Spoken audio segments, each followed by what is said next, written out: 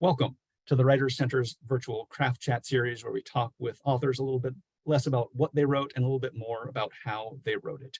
My name is Zach Powers. I'm a novelist and short story writer, and I'm also the artistic director at the Writers Center, which is why I get the incredible privilege today to talk to Kelly Link. Kelly, I'm so excited that you've joined us. I'm so excited to hear the things you have to say today. So thank you so much for being here with us. Totally my pleasure. Thank you. Thank you for having me. Absolutely. So do you have your book handy? And if so, could you just read us a brief excerpt to give everyone a taste of the writing we're going to be talking about today? Yes, absolutely. And two notes about noise. There's a ton of birds making a racket right outside the window where I am. And if my dog realizes that my mom and my daughter are outside with our chickens, she will start barking. So I apologize for a dog absolutely being a dog. I love that sentence, though, about the chickens. That's a great introduction to today. I'm going to read a very short piece from the near the start of a story called Prince Hat Underground. And I think all you need to know is there's a man named Gary, and his husband, Prince Hat, has mysteriously disappeared in the company of a young woman named Agnes. And what now is Gary to do? Grow old and die alone without Prince Hat? Prince Hat does not answer his phone. Cellular data has been turned off. He has made no withdrawals from their joint bank account, has not used their credit cards. Long ago, when they were young, Gary could always find Prince Hat, but in those days, he knew to keep an eye on Prince Hat at parties, made note of whom Prince Hat went off with. He asked around until he had names, looked up addresses in phone books. Remember those? No, you don't. It's fine. Put in the legwork. What is he to do with the name Agnes? If Prince Hat has returned home with her, well, where is that? Why didn't Gary snap a picture with his phone at least? His friends are sympathetic, concerned for Prince Hat, but they can't be helpful. Prince Hat has confided nothing of his past to them, and Gary can't convey the strangeness of it all to them. The preternatural youth of this fiancée, Agnes, the gloating glance she gave him in parting. He files a police report, posts on message boards, but this happens from time to time, he is told. A lover leaves, lovers are left. Maybe Prince Hat will return. Gary thinks that he will not. A smarter man would accept this, but though Gary is old enough now to accept many things he once could not, he cannot accept that Prince Hat is gone forever. He consults a psychic who can tell him nothing except that Prince Hat is hidden from her kind. Instead, she sells him a miniature Babe Ruth, misshapen and rewrapped in foil that has been taped up again. She claims she has doctored it in some way so that it may reveal hidden information, and charges him $50. It tastes only like cheap chocolate. The next night, Gary has dinner near the Strand with friends who will surely soon grow tired of offering their ears or sympathies. Returning to the subway, he walks along the edge of Union Square Park and stopping to check his messages to see if by chance Prince Hat has called or texted. He hears two voices muttering in the dark. One says, "Look at that old fool, grieving for one such as Prince Hat." The other voice says, "You would do the same if Prince Hat had ever looked twice at you." Gary looks around to see who is speaking. The park is empty except for the rats who inhabit it by night, and indeed, it is two rats who are talking beneath the cherry trees, now bare and black. "I wouldn't grieve," the first rat says. "I'm a rat of action. I would go in search of him." You are a rat of very little brain, and you wouldn't know the first place to look," the second rat says. "I have nibbled on the pages of the finest detective novels," the first rat says. "Arthur Conan Doyle, Sue Grafton, Kinky Friedman. I would do as they suggest and begin my investigation in what I knew of his past. Whereas I would suggest to you that you go to hell," the second rat says. "That would do just as well." Thank you so much. Thank you. Thank you. So just in your own words to get started, who the heck are you? Who am I? I am a person who likes books. I like to read books. I have a bookstore. I like to sell books from the bookstore. My husband and I run a press, also heavily book involved. That's probably the best summary. a great press. I've not been to the bookstore yet, so next time I'm in the area, I will see the bookstore, but a wonderful press. So we maybe hit the press a little bit in questions later. So the first question about writing we like to ask is sort of a non-question, which is, what's a question you really wish someone would ask about your writing? Or is there a topic you haven't gotten to speak about before? I was thinking a lot about this because you very kindly send the questions in advance. And I have been asked a lot of questions. And I think that the questions that I like to be asked best are ones that uh, come from a place of interest on the person asking. That I always feel great when I'm talking, as long as I have the sense that I'm addressing something about writing that the other person wants to know or has a problem with. And so it's something that we can talk about together. So I guess my answer is, aside from the usual, which is, would you like a lot of money? Do you want some of the cake that I just made? Can I make dinner for you? Those kind of questions. Any sort of questions where it's an investigation of writing. And I think if someone were to ask me a writing related question, and this is going to sound strange because I'm not the one with the answer here, but if somebody said to me, would you like me to explain paragraphs to you? Can we talk about paragraphs? I'd be like, yes, please, because I feel like the sentence is sort of an understandable amount or block of text. You understand the purposes of the sentence. And I, maybe 20 years ago, realized that I didn't really understand much about paragraphs, that making a paragraph is an intuitive process. And I love the fact that certain parts or aspects of writing are intuitive, but I also find it troubling. And so what I would really like is a long conversation with somebody who has thought a lot about paragraphs. Those are like my two favorite answers ever. That's great. I love the investment in the question is really, if it's deep and honest and curious, that's a great way to do it.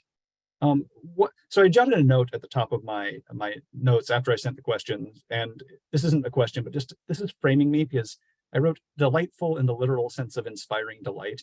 And I feel like that's the thing that runs through your work for me, is I just feel delighted so often reading your work. And that's not always the case. That's a very specific feeling I have while reading your work. And from the ease of the interest of talking rats to little moments where a contemporary element breaks up a fairy tale, a story that feels like a fairy tale, then some contemporary moment breaks it up.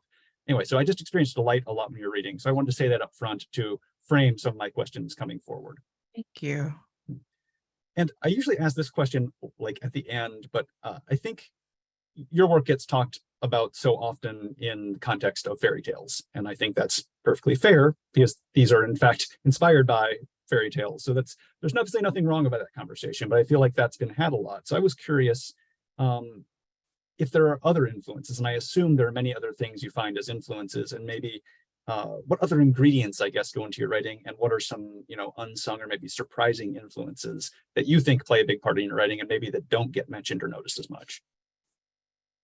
Again, that's a great question. I there aside when let me just say, like fairy tales, that there's, I think them in the book is dedicated to Terry Windling and Ellen Datlow, who put together many anthologies of new versions of fairy tales that I loved. And then there's a writer whose work again I loved. I grew up in the many, many, many years where you had to visit bookstores and look on the shelves, and if you were lucky, a thing that you were looking for was actually there. And if it wasn't, half the time you couldn't order it.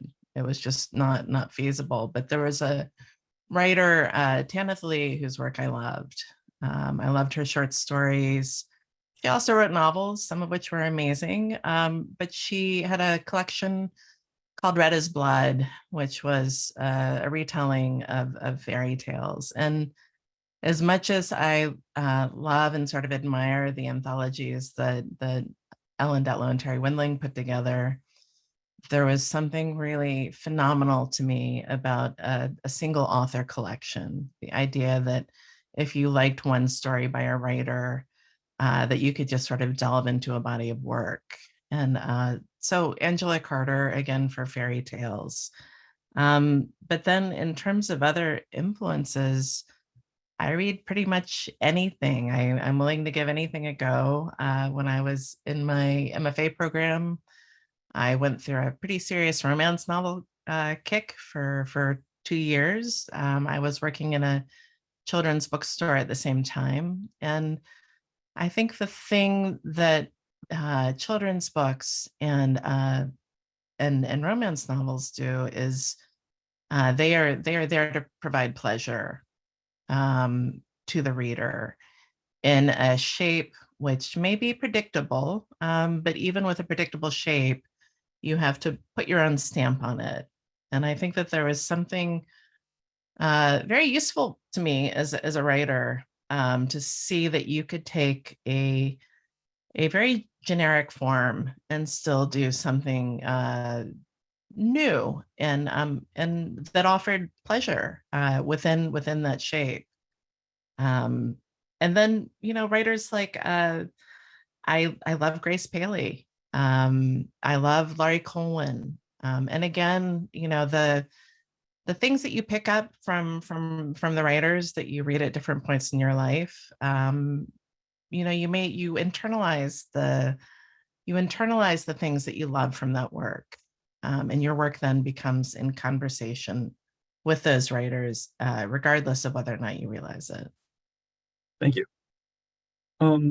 So one thing thinking about this collection in particular, which I'm going to hold up again, so everyone gets a good look at it, is that some of the stories I felt felt stylistically closer to fairy tales. Like there was something in the language and the cadence of the prose that felt in that storytelling genre.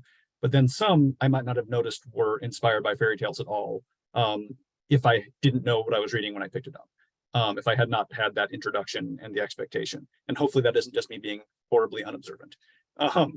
So how does a story end up more obviously referential to a fairy tale, while another might end up more distant from the original fairy tale? How does one of your original stories evolve from the inspiration or the influence?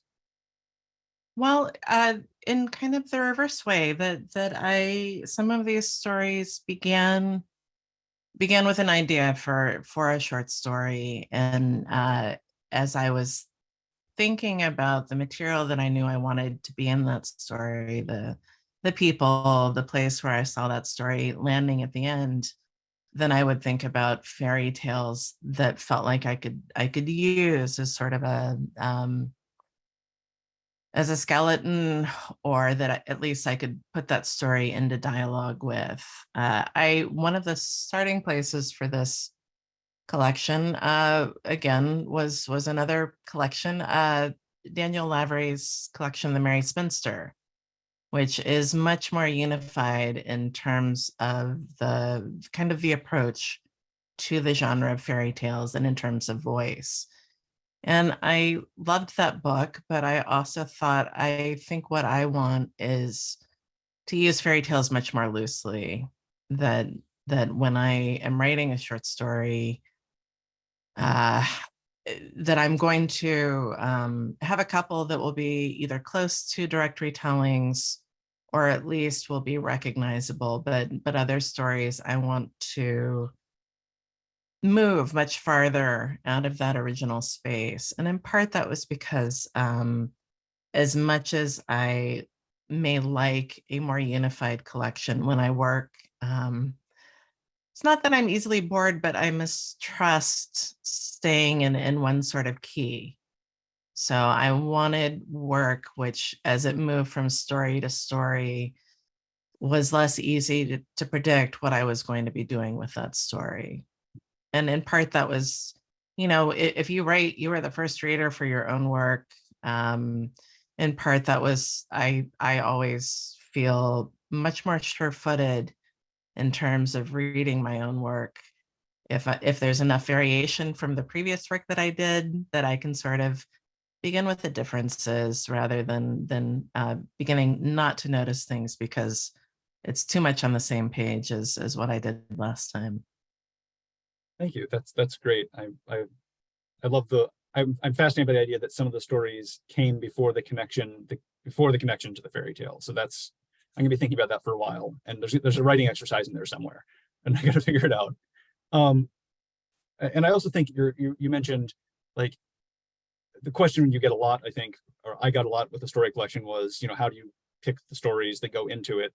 And you don't even have to worry about that once you're writing. Just like, I write weird stuff, and once you just write in that same thing, like, they go together because they're weird, or because they're based on fairy tales, or and you never have to worry about, do they go together, because you have the automatic defining characteristic that makes them a collection if you decide to put them together. So that's their secret, in case anyone wants to make a story collection on the chat tonight.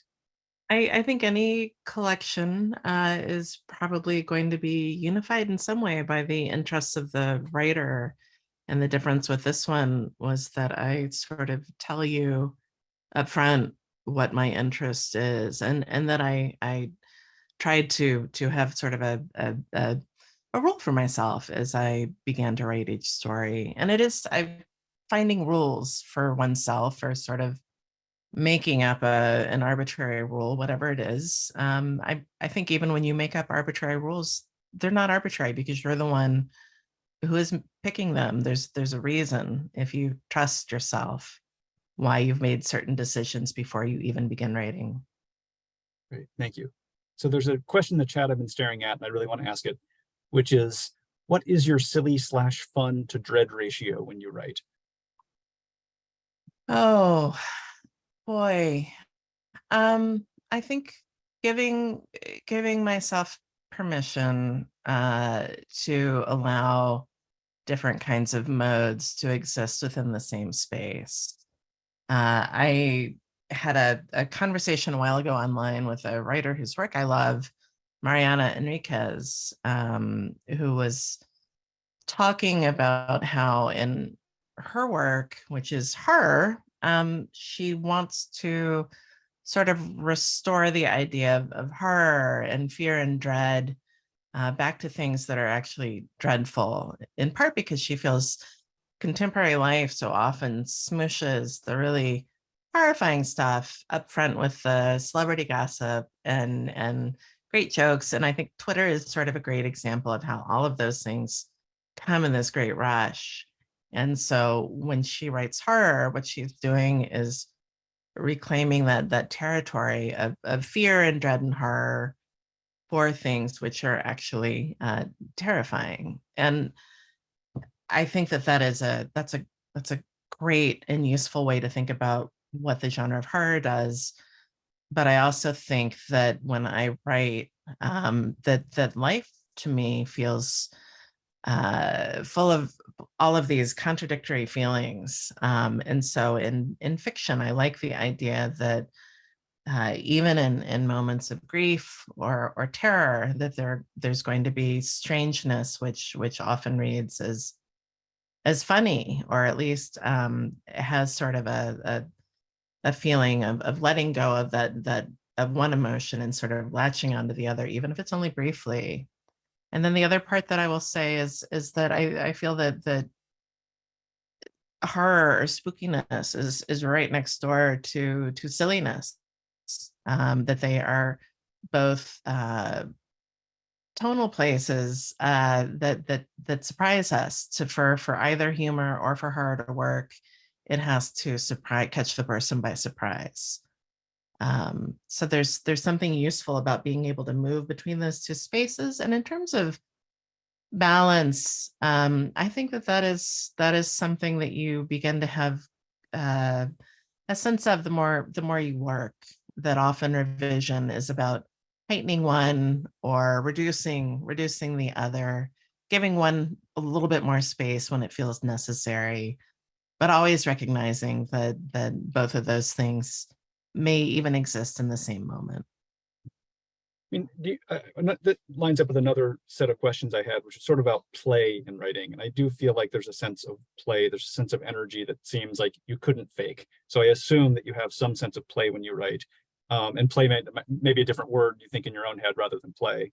But if that's accurate, how do you transfer that energy from the desire to create words, put words on a page next to each other and ideas on a page next to each other? How do you transfer that desire into actual energy on the page? I think that that's the point at which I know that I know that something is working, when that energy, and play is one of my favorite words. That idea and play has that other meaning too, right? Of something being in suspension, but also uh, sort of allowing something. I don't like writing when I first sit down. I often don't like a lot of the first draft, but what I'm looking for is that sense of liveliness or play. That is when I begin to find something that has that quality in the sentences that I'm putting down, then I know that I'm on the right path. And then it's a lot of work and a lot of kind of dreary unhappiness on my part. As I attempt to keep hold of that. That I like writing sort of as much as I would like anything, but like any kind of work, a lot of it is kind of tedious or painful. And the weird thing about writing is nobody really nobody makes you write. There's nobody is holding me hostage and making me write. I am holding myself hostage, in part because I feel that there may be something of interest to me there. But writing is that sort of act for me of finding the thing that will keep me interested and sort of guide me to an ending or a place that seems like it would be worth going to. That's great. Thank you so much. Back into the chat window. Do you ever find yourself trying to outdo your previous work and your previous self? And how do you navigate your growth as a writer? Sorry, do I ever find myself Trying to outdo your previous work or your previous self? I I had a point, I think when we were beginning to put together my second collection, and we were, designing the book, because Small Beer published my second collection before it was picked up as a paperback. And I was sort of looking at the second collection and thinking, don't think this is as good as the first book. I'm pretty sure that I have kind of fallen into there's been a decline. And then I went and I looked at the first collection, and I felt this enormous sense of relief. I thought, this book is not as good as I remembered it being. And so I do. I think that if you work, any kind of work that you do, you're going to sort of be suspicious sometimes of what you're currently working on. In part, that may be just that you haven't revised it enough, but it may also just be that you aren't really correctly remembering the work that you've done before. I think that like I said, I'm a pretty restless, in the sense that I don't want to repeat myself. I think one of the hardest things for me about, obviously you are going to repeat yourself if you write. You are still interested in the same things. You are going to hit some of the same notes. I feel as if pieces of a story often follow you into the next story, and you have to sort of check them off. Um, but if you are, if you are willing to sort of come up with new rules for yourself, if you are willing to think, well, what's the thing that I haven't done before? What's the thing that I haven't done well? What were some things that really gave me issues the last time that I tried them? And sort of approach a story with those sort of techniques, or that kind of structure in mind. Then you're going to end up doing something that feels at least a little bit different. Thank you.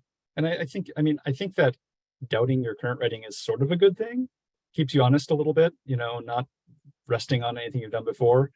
Yeah. And I also, if I go back sometimes, like I look at something old and like there's stuff I used to do that I don't do now that I liked, but there's lots of stuff I do now that I couldn't have done back then. So Yeah. it's like sometimes you remember the little whatever play or joy you had in some early stuff maybe isn't quite as the same. Anyway, I felt that very much.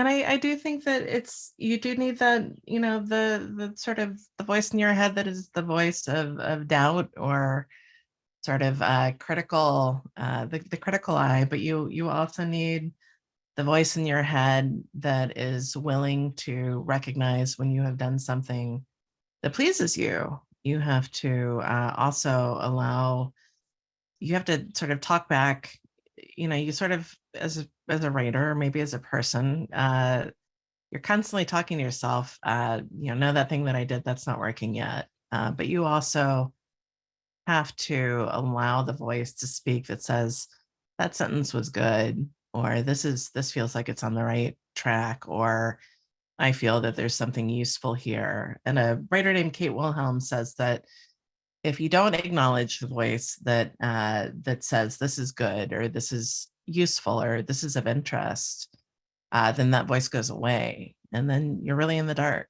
So you need to, when you recognize the good idea, say, that's right, that is good, or that does seem interesting. I would like more of this good stuff. And then your brain begins to produce more of it. And I have found that to be true, that if I'm doing work that I like and ask of myself, can I have more like that? That actually helps. So someone in the chat would very much like to talk about paragraphs. So do you have any paragraph thoughts that we can share right now? I I wish that I did. Every time that I'm writing and I sort of look at a paragraph on the page and consciously recognize that it's a paragraph, I feel it's like having vertigo. I think, well, what makes it a paragraph? Why is the middle as long as it is? And I get that there are all sorts of reasons, variation of sort of speed of reading, sort of leaving certain things unsaid. But honestly, no, I need a whole sort of couple of years with a group of writers in which we talk only about paragraphs, I think, to understand what it is that the paragraph does. Please include me on the group thread of that conversation. So question from the chat, what are some of your favorite plot types or character types? And I also might ask, like, is that something you think of beforehand, or is that something that emerges then you maybe recognize in the process of writing? I guess for plot types, my two favorite structures for the short story are maybe three: the ghost story, the fairy tale, and sort of the epistolary. Whether or not it's epistolary, it may in fact just be a very conversational story, but something that feels as if it's being addressed to you, the reader, personally, something that has that kind of urgency. For character types, I like people who sort of are acting in sort of reckless or sort of bad ways. And I love characters who are trying really hard to do the right thing. I like characters who are sort of in love with one person. I like characters who are a little bit slutty. I am interested in people. And if either in my own work or in someone else's work, if someone feels like a real person, then I'm on board. I will sort of keep reading just so I can find out more about that person. I love your comment, people who try to do the right thing, because I think I love, maybe it's because the world is so messed up in so many ways, but fiction or creative things about people trying to be good is so fascinating to me right now. And it's Yeah. such an underused thing, but it's actually really fascinating watching people struggle with that very simple thing, and not even in big ways, in small ways. It's just very fascinating to me. I think people who are trying to do right and very small, we understand when people, I think, do the right thing in large ways, because we think of that as a sacrifice, and we like the idea of sacrifice. But people who behave well in very small ways, I think the small ways are often where it's tempting to be unkind or to be a little bad, because you think, well, it's not a big thing, it's okay to do wrong in this way. Having said that, I love characters who are petty. I'm I'm on board with a petty character. I just like people and stories. I will say, I think one of the moments of delight I mentioned earlier in your work is sometimes there are characters that have little small moments of even petty characters will have a little moment of doing something that like trying to achieve some small good or some positive interaction where it doesn't have to be positive. So it maybe undermines maybe part of the surprise element undermines an expectation of where that might go, and instead goes a slightly warmer place. And I love that. So another back to the chat, and maybe the hardest question for a story writer is, how do you know when you're done working on a story? I almost all of my stories begin with the ending. And so when I hit that ending in terms of structure, I know that I'm done, but I don't know that I'm finished with a story until I have revised all the places which, as I was working, I thought, well, this is a useful place. This sentence or this sort of description or this thing that a character does, this is a movement in the right direction, but it's a placeholder. And I'm going to need to see if I can do more with that in this space. And so when I get to the end is usually pretty much what I wanted. The end is the thing that guides the whole story. But those placeholder moments or that placeholder language, uh, that's the part that I rework and rework until I have sort of done everything that I can with it. And when that has sort of resolved and instead I can just look at the story as a whole and read through it without my attention snagging on something that still feels wrong to me, that's when I know that a story is done. Can you share a little bit about the role of placeholders? Because I think that's an interesting technique in writing. So what is a placeholder to you, and when do you use them? Uh, I a placeholder maybe you know, it may be even a character's name where I think that is not the for whatever reason, the voice in my head is saying that's not the right name. But that name is gonna have to suffice for now. Although the weird thing about that is I almost always have to have the characters' names right in order to write them well. But a placeholders for language is often received language.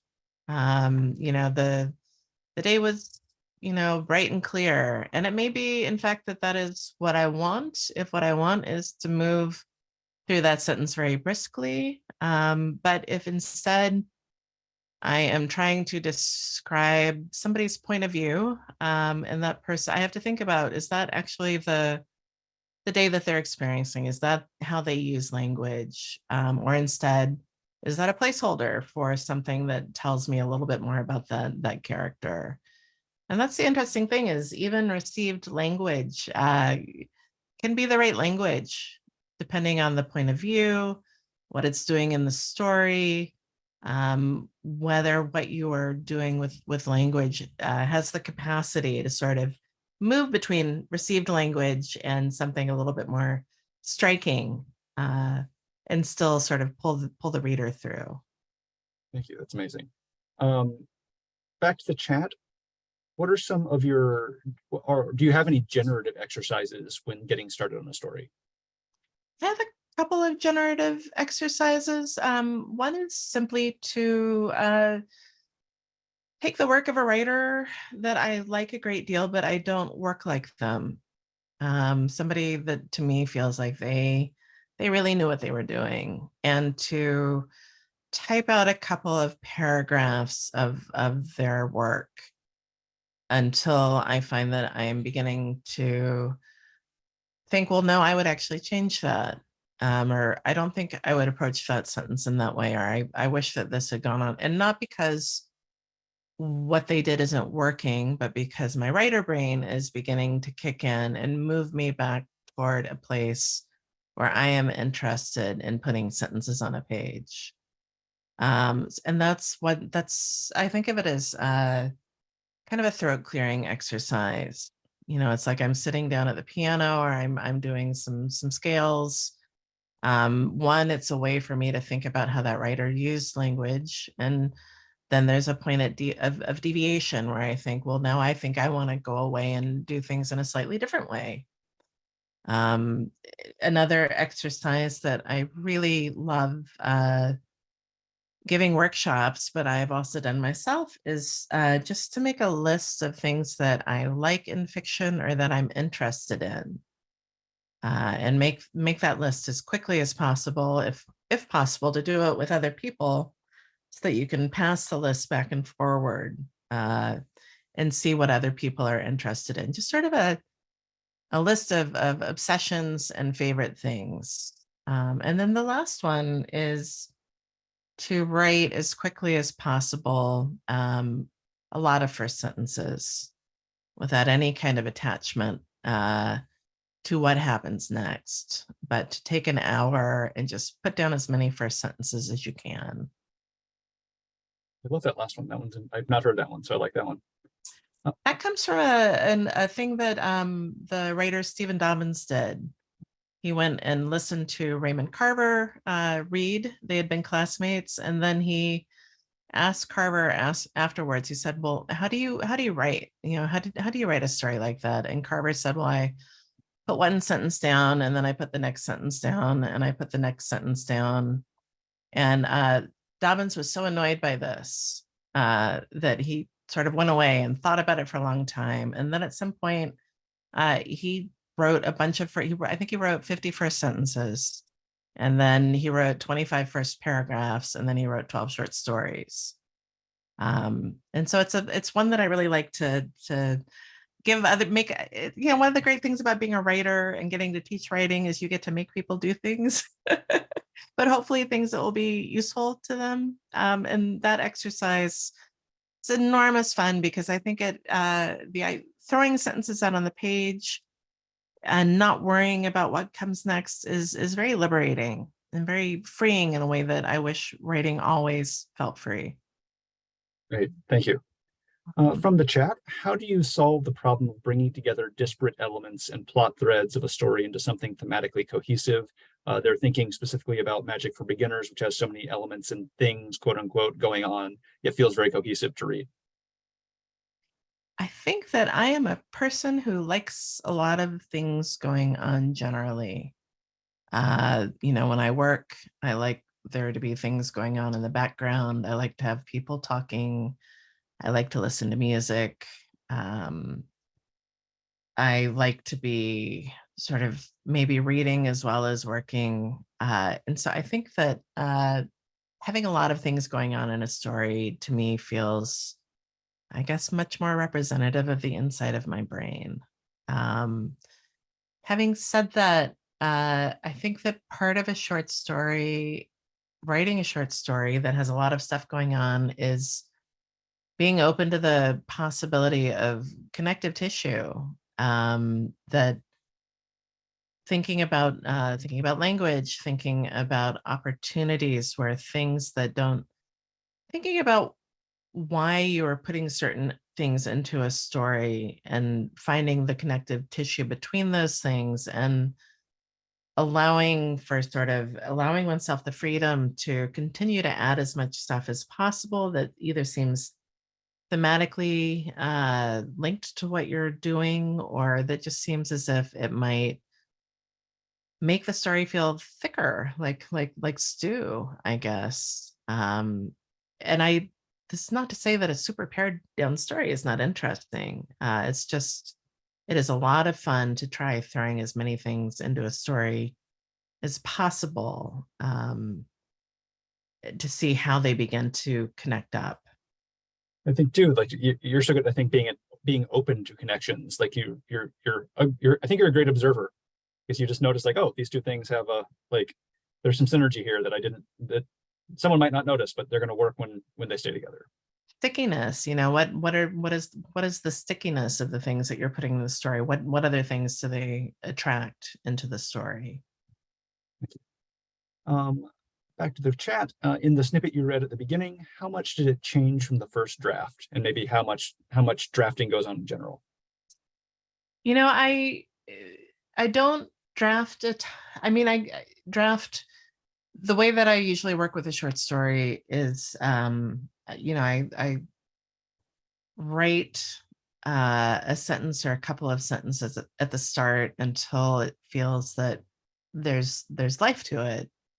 And then I work until I hit a point where that liveliness sort of decays or falls away. And then I go back to the beginning and I see if I want to revise. And so every time that I'm stuck, I'm going back to the very beginning, revising or sort of adding until I hit the place where I became stuck previously.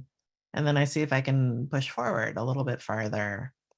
I also drink coffee, which helps. I go for a walk, but the revision, the idea of the draft and revision, by the time that I get to the end, the beginning has been revised a lot.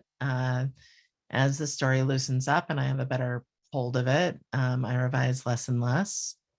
So usually the last third of a story, I have not had to revise much at all, because by that point, my sense of the story, I've just become, I guess, more sure-footed. And again, I know that not every writer works this way, but I have hold of the ending before I have anything else, usually. And then that ending does not really change, in part because as I begin the story, I'm thinking of that ending, and everything that I do is in service of reaching that ending. I love that process because I've never heard quite that process before. And I think it's always good anytime you hear a new process, not that you actually adopt it, that you're reminded that whatever process you find that works for you is the right process. And everyone should just, the goal is, I guess, to find the process that works for you, not to Yeah. adopt some preformed process from someone else. So I love hearing that one. That one's really the last third being so much easier to write because you've worked so hard in the first 2/3. That's a great process and really and one to think about.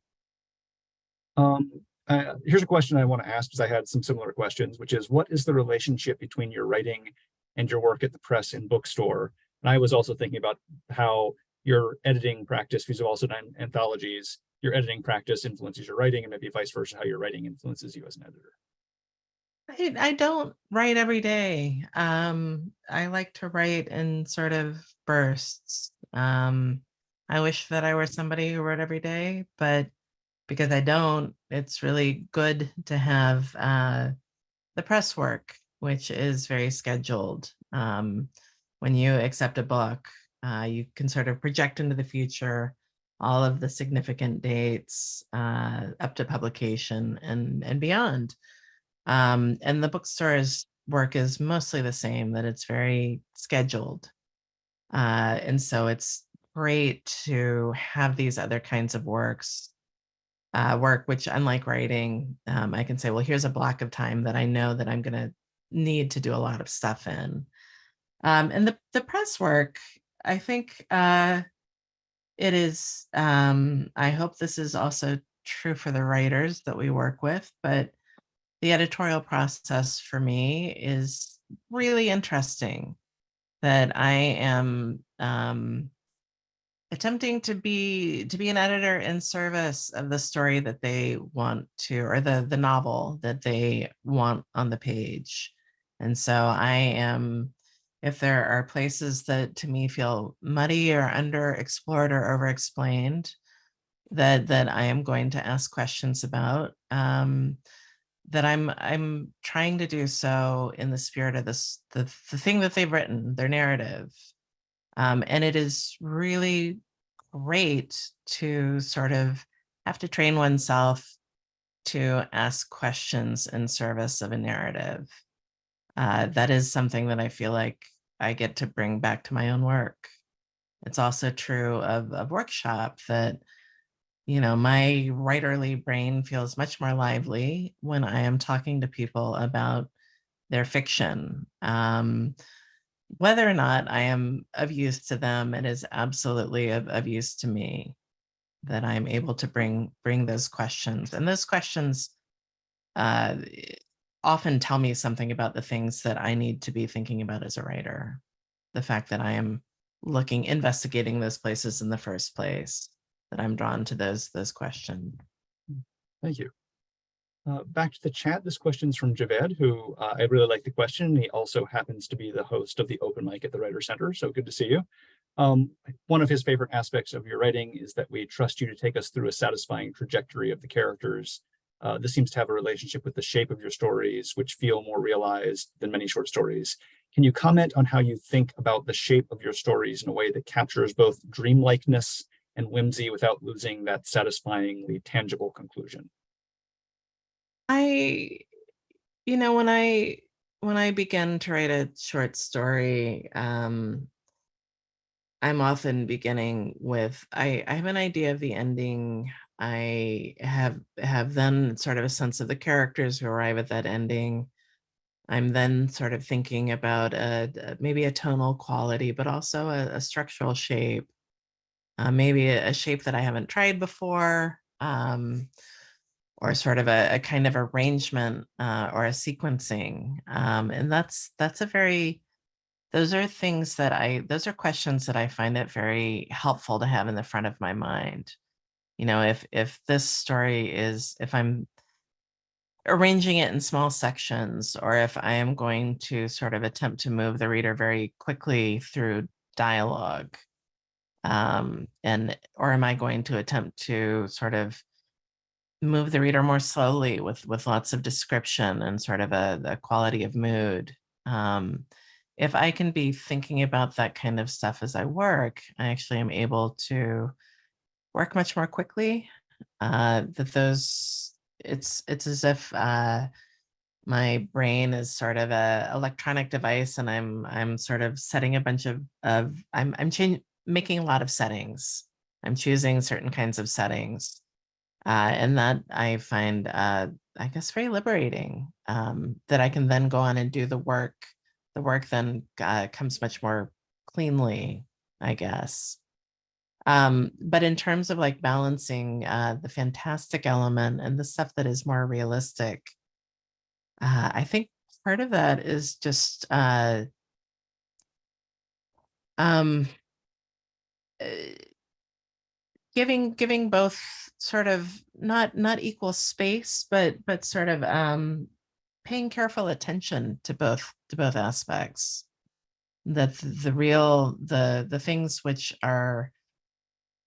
we encounter in the real life, which seem absolutely plausible, that I need to sort of think about them as if they were fantastic. Sort of investigate those as if they were as of as much interest as a fantastic element would be. And when I'm writing the stuff that is sort of much looser, which comes out of the uncanny or the fantastic, that I'm going to have to treat that with the same kind of seriousness that I would treat, somebody's family background. That they both should be of interest to me. Thank you. Thank you. And we're back to paragraphs just briefly for a comment. Gwen observes that their views on paragraphs are informed in many ways by my views on line breaks and stanzas. So maybe we need a conversation between fiction writers and poets, and that could be helpful. So Kelly, we're going to invite you back for our panel discussion with poets and fiction writers on the units of writing. I think the idea of the line break in the paragraph, I think there's definitely something there. So again, read more poetry. So from Dan, how much does your sense of play involve consciously responding in the moment to the sentence you've just written? And I love that, because we don't talk about language maybe enough, I think, as fiction writers, and how just the sound can influence the thing that comes next. Very, very much so. That and part of it is going to be sound, sort of following a sound, or sort of a kind of movement that comes out of language. Some of it is going to be wordplay, and some of it is going to be just sort of to let the subconscious supply elements that you did not know were going to be there. But I think allowing possibility on sort of every single scale, on the level of language, on the level of the subconscious, in terms of like following a voice, like in another room, moving into that other room to see if there's something of interest there before you sort of keep on going with the narrative. Thank you. Um, this is an interesting question. I actually had decided I wanted to ask it too after I sent the original set of questions. So, what do you think has changed in your writing and writing process after writing for as long as you've written? And I might phrase it too, like, how do you look at like your earliest stories and what new things are you conscious of or aware of in writing now that maybe you weren't when you started out? That's a good question. I think that I trust myself a little bit more. That if I keep moving forward in terms of putting a sentence down and then the next sentence, that something interesting will happen. And I think early on, uh, that I did not always feel that something interesting was going to happen, and that was a much slower, more laborious process. Not that writing is less laborious, but at least I trust that if I keep on working, something interesting will happen, and that I'm allowed to do the work that I'm interested in. On the level of language, I know that I used a lot fewer metaphors because a translator pointed this out to me. That the metaphors, there are a lot of metaphors and similes in my first collection, many fewer in my second, and then she said by my third that they were not really present. And so I've been thinking about that a lot. I think there's been a general movement away from metaphorical language in contemporary fiction. And so what I am thinking about at the moment is maybe moving back more into metaphorical language because I didn't mean to give it up deliberately. I feel that maybe there's a, a tool that I have let slip without really being aware that I had let slip. Hmm, that's interesting. I Now I need a translator to translate something I've written to let me know. Am I like, I don't know if I would ever notice I was using them that deliberately I until someone pointed out. So I had we need never you, noticed. a translator or a really observant editor to call you on your stuff. Um, just a quick question: what's the last thing that inspired you? A book, a movie, etc. Oh, I really loved I loved Our Share of Night, Mariana Enriquez. I loved Elizabeth McCracken's very, very short novel, The Hero of This Book. Um, and I loved Megan Giddings, The Women Could Fly, and uh, Sophia Samatar's The White Mosque. And of all of those, The White Mosque, it's nonfiction. It's about tracking down sort of a historical expedition of Mennonites.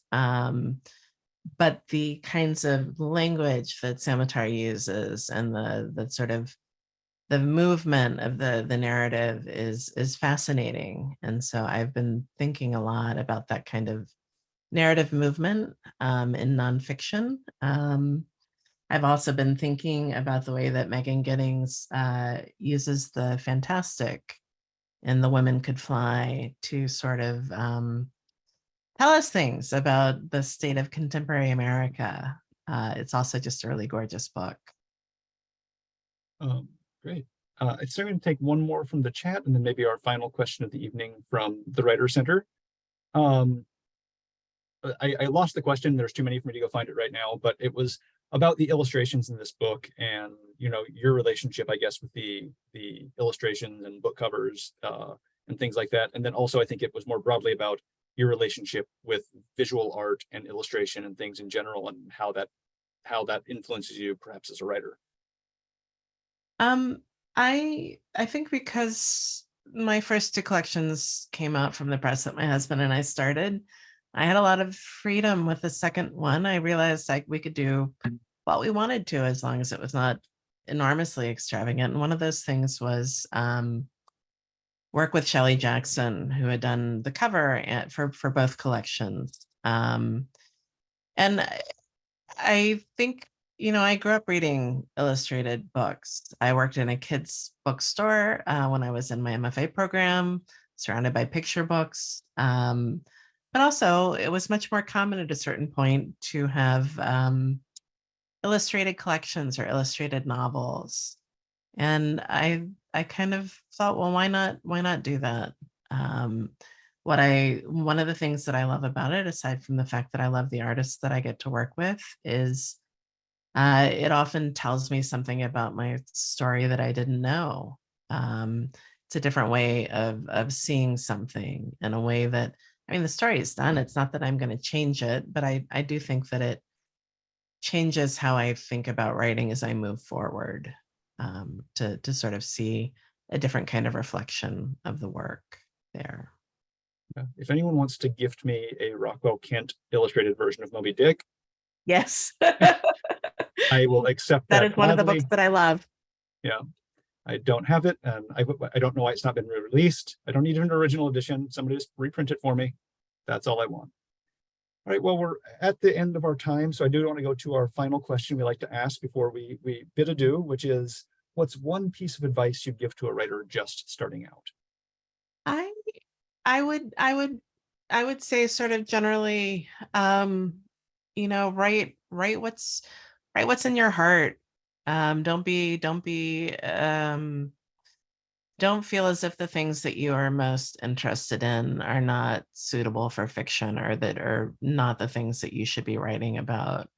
That my friend Holly Black says that every narrative tells you what's going to be important about it in that first page, if there's a promise being made about what matters in that book.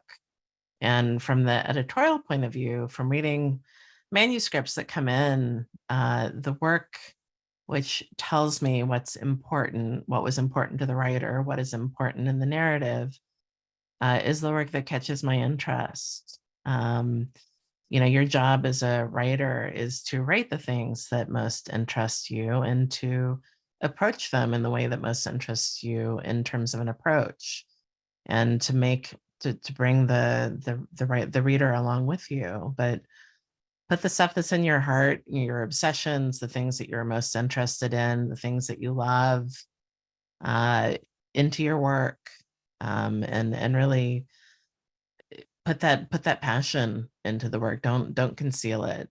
That don't bury it. Thank you. I think that's the perfect concluding sentiment for this talk. Everyone, please get a copy of White Cat, Black Dog, or check it out from your local library. We just put the link into the window, or you can go to your local independent bookseller and get that as well. Kelly, thank you so much. This has been a masterclass, and I hope everyone here has learned as much as I have. Well, it was an enormous pleasure. Thank you all for being here, and thank you for having me on the And we'll see program. you again soon for our paragraph panel. Yes, please. Thanks, everybody. You. Have a good evening.